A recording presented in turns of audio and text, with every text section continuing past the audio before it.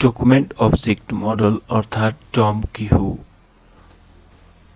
Document object model अर्थात Dom W3C standard हो जसले चाहिँ प्रोग्रामिङ इन्टरफेसहरू प्रोभाइड गर्छ र ती प्रोभाइडेड इन्टरफेसहरू चाहिँ विभिन्न ब्राउजरहरूमा आफ्नै तरिकाले इम्प्लिमेन्ट गरिन्छ। जस्तै Google Chrome, Microsoft Edge, Firefox, Safari र अन्य विभिन्न प्रकारका ब्राउजरहरूमा डम इन्टरफेसहरूको चाहिँ आफ्नै तरिकाले इम्प्लिमेन्ट गरिन्छ।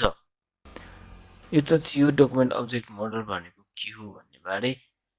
अब यसको युज चाहिँ किन गरिन्छ, यसको युज चाहिँ के हो?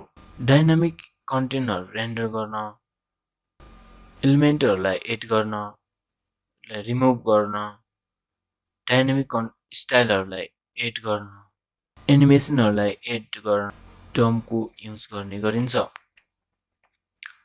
यस भिडियोमा हामीले डकुमेन्ट अब्जेक्ट मोडल भनेको के हो र यसको युज किन गरिन्छ भन्ने बारे बुझ्यौँ र आउने भिडियोहरूमा चाहिँ हामीले प्र्याक्टिकल्ली यो डम चाहिँ कसरी इम्प्लिमेन्ट गर्छ हाम्रो ब्राउजरमा भन्ने कुराहरू हेर्नेछौँ।